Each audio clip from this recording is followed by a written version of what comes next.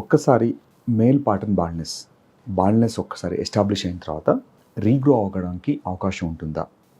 ఇందులో 2 టైప్స్. మనకు హెయిర్ మినియేచరేషన్ అంటారు. టెస్టోస్టెరాన్ డిహెచ్టీ లెవెల్ పెరగడం వల్ల ఆటోమేటిక్గా మనకు హెయిర్ అనేది ఆ జెనెటికల్గా ఎక్కడైతే ప్యాటర్న్ ఉంటుందో, ఎవరైతే ఇండివిజువల్స్లో జెనెటిక్ ప్యాటర్న్ ఉంటుందో వాళ్ళకి హెయిర్ రూట్ థిన్ అయిపోతూ ఉంటుంది. ఈ థిన్ అయిన ప్రాసెస్లో మనకు 50-60% థిన్నింగ్ అయినప్పుడు మనకు హెయిర్ రీగ్రోత్ చేయడానికి మనకు మినాక్సిల్ బేస్డ్ ప్రిపరేషన్స్తోని, లేదంటే పిఆర్పి స్టెమ్ సెల్స్, తర్వాత లేజర్ లైట్ థెరపీస్, ఇవన్నీ కూడా మనకు వర్కౌట్ అవుతాయి.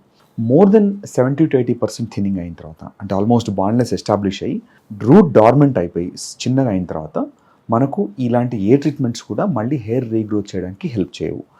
ఈ టైంకి ఓన్లీ ట్రీట్మెంట్ చాయిస్ మనకు హెయిర్ ట్రాన్స్ప్లాంటేషన్. డోనర్ ఏరియా కనుక అవైలబుల్ ఉంటే మనకు కంప్లీట్ 90-95% డెడ్ అయిన హెయిర్లో కూడా మళ్ళీ రీగ్రోత్ రావడానికి 100% ఛాన్స్ ఉంటుంది, ప్రొవైడెడ్ మనకు డోనర్ ఏరియా బాగుంటాయి. డోనర్ ఏరియా బ్యాక్ సరిగా లేదు, ఆప్షన్ ఏముంటుంది? డోనర్ ఏరియా బ్యాక్ లేనప్పుడు మనకు డోనర్ ఏరియా బ్యాక్తో పాటు బియర్డ్ కూడా తీసుకుంటాం. దీంతోపాటు కొంతమందికి బాడీలో చెస్ట్ హెయిర్ కనుక బాడీ హెయిర్గా బాగుంటుంటే మోర్ దెన్ 2 inches లెంగ్త్ ఉంటే మన బాడీ హెయిర్ కూడా యాజ్ అ డోనర్ యాక్సెప్ట్ చేసి 1 or 2 సెషన్స్లో మళ్ళీ వాళ్ళకి కంప్లీట్గా as much as possible natural hair లాగా కాకపోయినా కనీసం మళ్ళీ ఆ హెయిర్ని మళ్ళీ రిస్టోర్ చేయడానికి మనం ప్రయత్నం చేయగలుగుతాం.